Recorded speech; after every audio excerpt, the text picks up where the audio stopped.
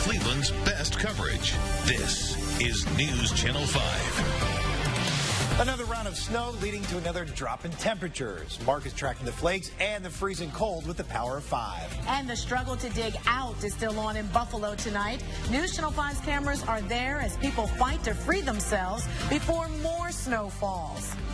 But first, we have some breaking details tonight on a fire that forced more than 50 people out of their homes and into the cold tonight. Yeah, the flames at a Mansfield apartment building rekindled just hours ago. News Channel 5's Kristen Volk was there when firefighters rushed back to the scene. Chris and Danita, firefighters tell me they suspect the fire started in the furnace of this building. That building now completely destroyed. The roof caved in, the windows shattered, and debris all over the lot. Firefighters rushed back to this Mansfield apartment building tonight, 8 hours after it started to go up in flames. The problem was another hot spot inside. We had fire from the first floor up through the third floor and into the attic space at that time. Mansfield Assistant Fire Chief Jim Bishop says flames shot up as people and pets inside tried to escape. Jamie Miser lives in the building next door. I came downstairs and out of the second story, flames were shooting out the window and they were backing a fire truck up. We did pull one person out of this end apartment here on the stairs. She was having a little difficulty breathing. We did transport her to the hospital. This is footage from Richland's source of the fire earlier today. Bishop says residents of the Steinmans apartments on Maple Street called for help just after 11:30 this morning. What followed was a very deadly situation. We've got collapses from the third floor down to the first floor in several different apartments.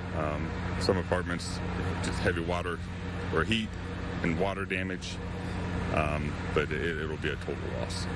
The cold weather plus the lack of water supply didn't help these firefighters. They say they had to run hoses from a hydrant more than a mile away. Just kind of devastating, like that's the main mail room and everything, laundry area and everything for the apartment complexes. And tonight, the Red Cross set up a shelter nearby to help the displaced residents. Thankfully, there are no serious injuries. Everyone is expected to be okay. The Red Cross tells me tonight that the people who used to live in this building are going to be moved into available apartments within this complex beginning tomorrow. Live in Mansfield, I'm Kristen Volk, News Channel 5. All right, Kristen, thanks for that live report. Well, Mark, a cold day for those firefighters, and those cold temps will continue tonight. Oh, yeah, we've got another Arctic front moving in right now. In fact, right here you can see it. I've drawn it in across the area. It's basically Cleveland to Akron to Worcester. Behind it, it's a reinforcing shot of the same kind of cold air we've been seeing the last several days. Let's go to our big board weather maps now. We'll show you the front is stirring up just a little bit of light snow, a dusting to maybe an inch by dawn, although it's only going to last a few more hours. Tomorrow, though, we're going to be watching for another squall over Lake Erie, may graze the Ashtabula and Lake County shorelines during the day. We do have a lake snow watch in effect for Ashtabula County beginning 3 p.m. tomorrow afternoon through 3 p.m. on Friday. It's going to be a cold start to your day. Again, tomorrow, 19 degrees, 20 at 9 a.m. lunchtime, 23. It's still November, folks, but we do warm you up for the weekend. Stick around for that coming up. 7 people now confirmed dead from the November snowstorm that's paralyzed western New York. People are slowly making their way through up to 6 feet of snow. But while most are trying to get out, our News Channel 5 crew trying to get in. John Kosick shows us how far they got as another round of snow threatens to move in. Now here in Angola, crews are doing their part south of Buffalo to try and dig out while they're getting a break in the action from the snow. As you can see, not an easy task. A front-end loader brought in to do the heavy lifting, plowing, and pulling here off Route 20. Priority 1, digging out the truck that was digging out the trucks. The guy who normally plows us here, he got stuck himself. So this is a crazy amount of snow. Crazy for sure, measured in feet, not inches. Residents now free are still focused on conservation. We've been actually using kerosene heaters to help keep us warm because we're running on oil and oil's running low. And they don't know when they'll be able to get more. Oil, that is, not snow. I started picking back up today, and I was like, oh, God, please stop again. And finally it stopped back out. But the key tonight clearly is to try to dig out from all of this while the snow is not falling as they get ready for whatever will come tomorrow. In Angola, John Kosick, News Channel 5. And those images of snow still captivating us tonight. You can check out dozens of pictures from the Western New York snow storm on our Newsnet 5 app. I'm scrolling through them now. We've got a whole photo gallery of these amazing images. Oh, so much snow there. Well, now to a story you'll only see on 5. More homeless families in Northeast Ohio and not enough beds. County budget cuts have left Greater Cleveland with a homeless overflow. Troubleshooter Joe Paganakis live at the Salvation Army's family shelter. Joe, experts say it's a growing number of working homeless. Well, Chris, we hear plenty about the unemployment rate, but what about the underemployment rate? It's forcing some local shelters to actually use a bus to transport the homeless overflow. Right there. That might be over there. 5-year-old Aaliyah Scott and her family are homeless, staying here at Cleveland's Salvation Army Zelma George Family Shelter. Mom is at work. She's working at Cleveland Clinic, but you guys are still homeless. Yes, it's very tough. It's a day-by-day struggle. So many more homeless here in Northeast Ohio. This bus, provided by Lutheran Metropolitan Ministries, is on the road every night, transporting 70 to 100 homeless to temporary overflow facilities. There simply aren't enough beds, forcing families like the Scotts to pack up everything they own multiple times every month. It's hard. You got to drag it everywhere you go. You can't leave nothing behind. You got to take everything with you. All your belongings. You're telling me that half the people at this shelter have a job of some type? Some type. It's not enough, huh?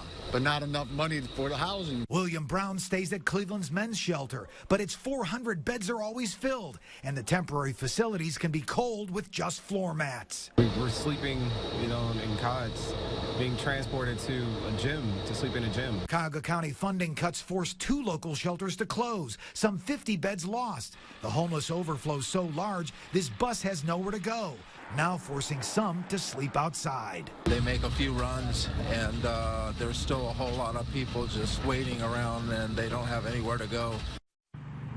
And Cuyahoga County officials blame federal funding cuts. The Bureau of Labor Statistics has the unemployment rate at 5.8%, but the underemployment rate is actually double that at 11.5%.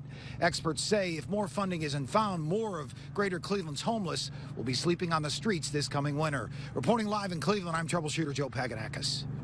People are coming up with many ways to honor and remember a fallen police officer. The Cuyahoga Falls printing and embroidery business is donating the printing costs for T-shirts for Akron officer Justin Weinbrenner. They will likely go on sale next week.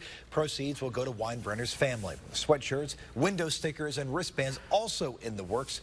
Weinbrenner was shot and killed at an Akron bar over the weekend. Calling hours and services are this weekend.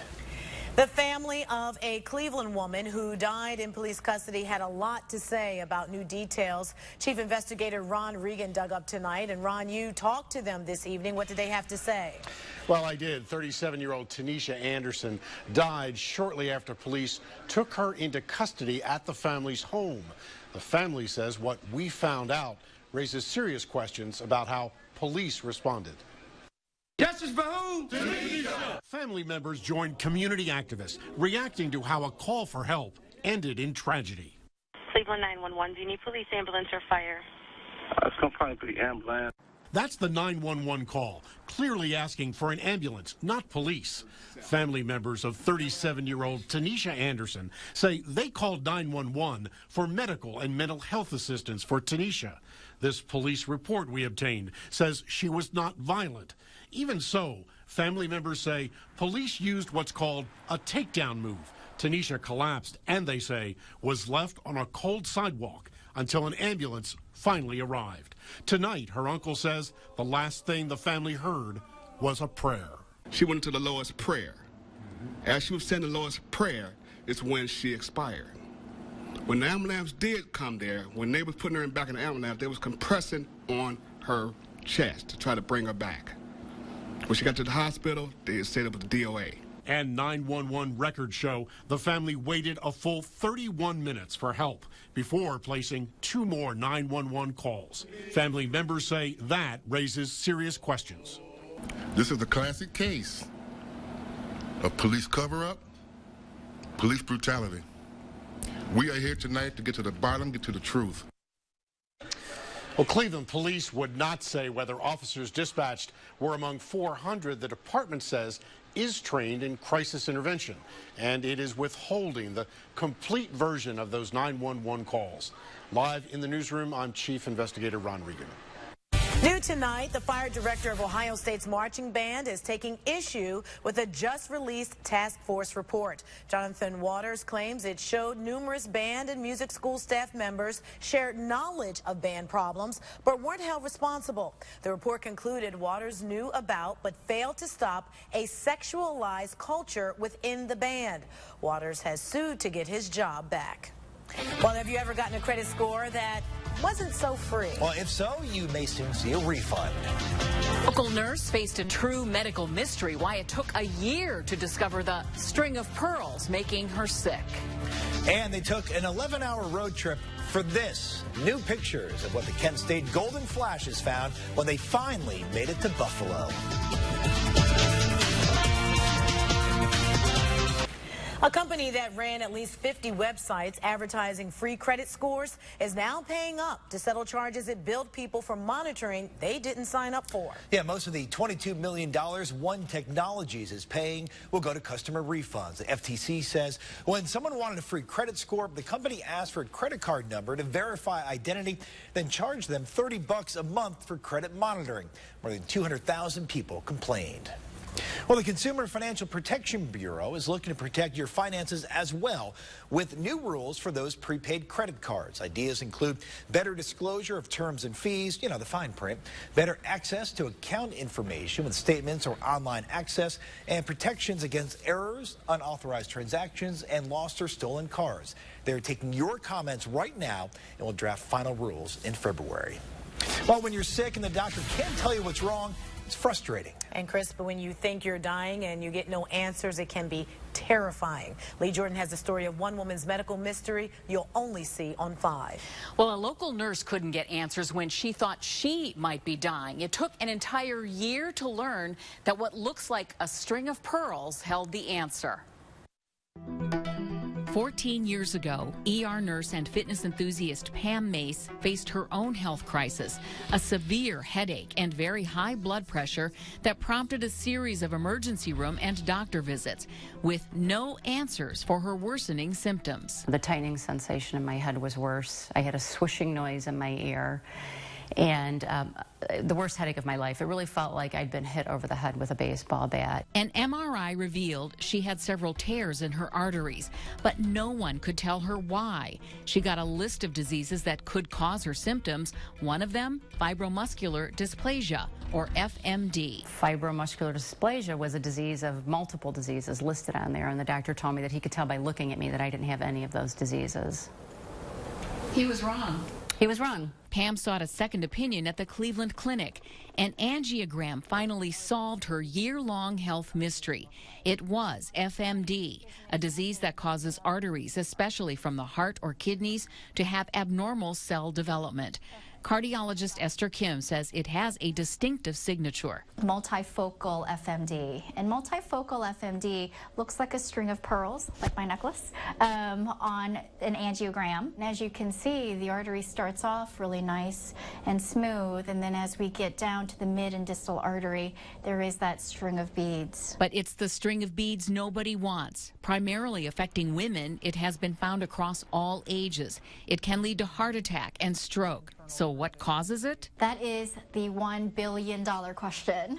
We do not know why FMD develops. And there is no cure.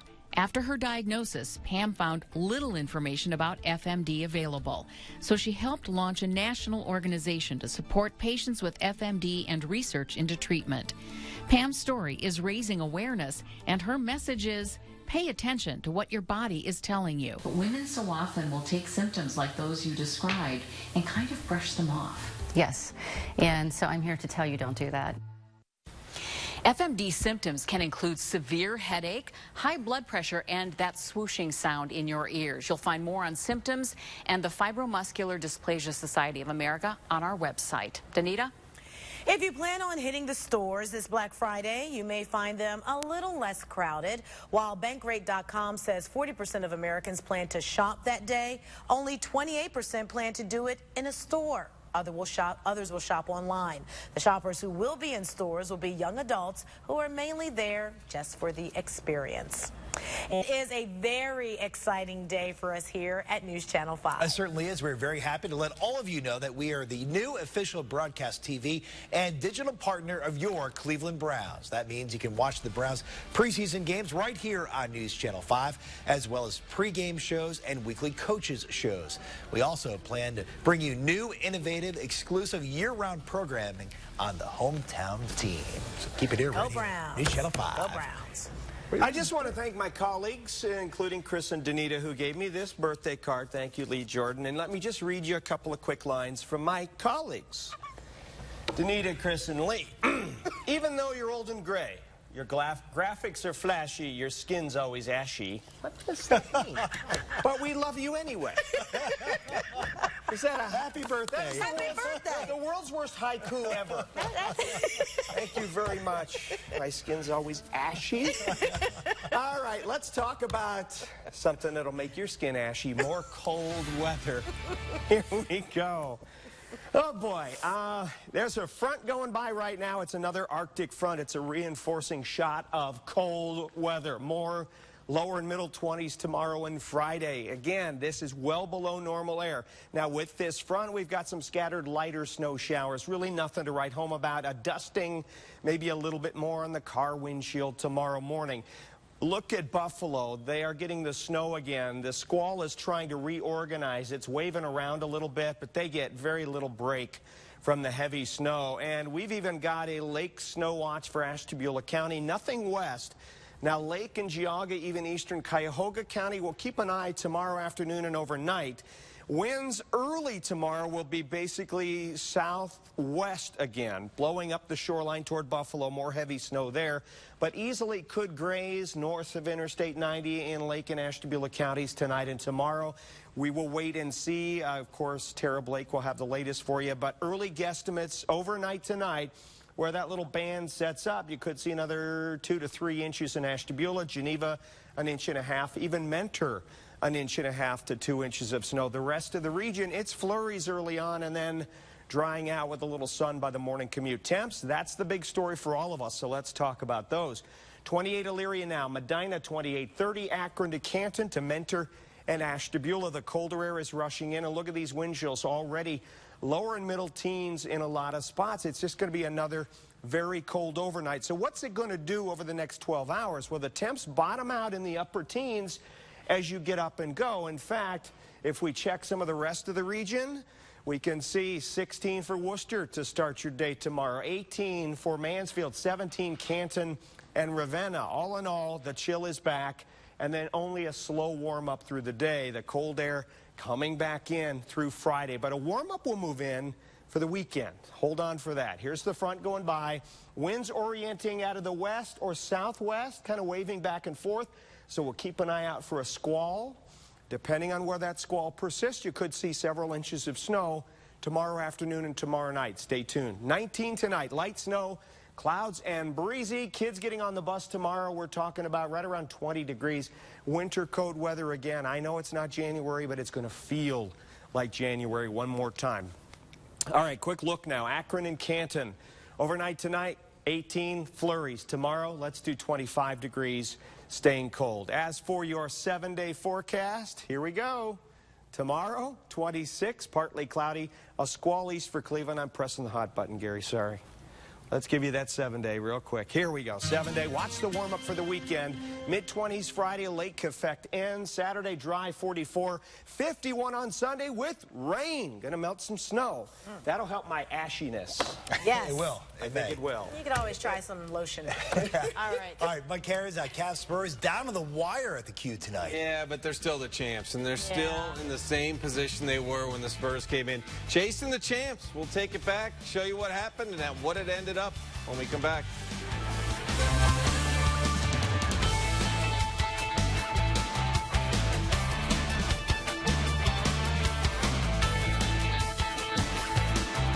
Cavaliers' 4-game winning streak has turned back-to-back losses, and the Cavs crashed back to the 500 level tonight. Cavaliers led by 2 at the half. Pick it up. Third quarter, LeBron here on the drive, and he's going to roll it in. Cavs by 1. LeBron 15 points, 9 assists on the night. Move ahead to the fourth quarter. Cavs down 2. Kyrie going to lean into this 3. He had 20 for the Cavaliers. They led by 1.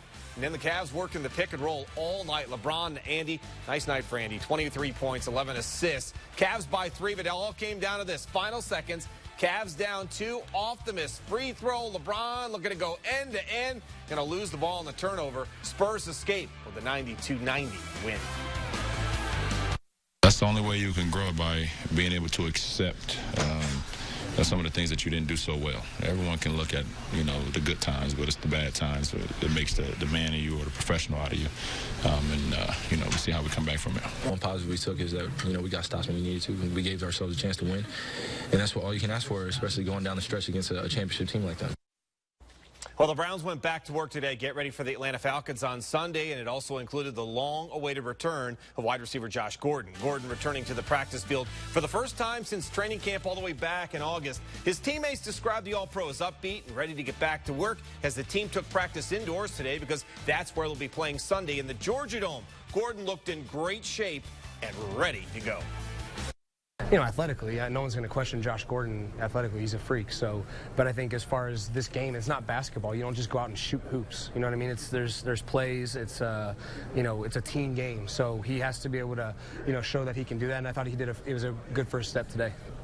Knowing that I could come back, I just want to make sure I was in the best shape of my life and try to come out without missing a beat and pick up right where I left off from last season, and hopefully keep it going. And I know you're all upset, but don't worry. It didn't take long for Ben Tate to find a new home. Reports tonight the Minnesota Vikings have claimed the former Browns running back. Tate expected to be pressed into service immediately.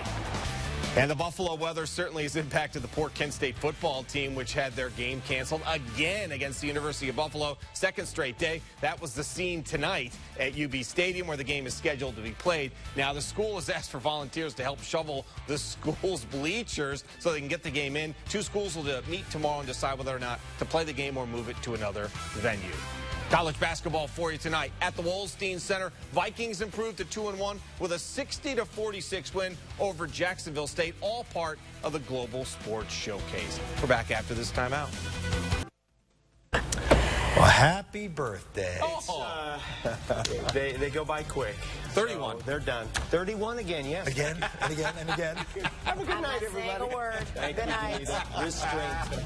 Closed captioning of News Channel 5 at 11 is sponsored by Gorjan Comfort Services. Call the No Surprise Guys.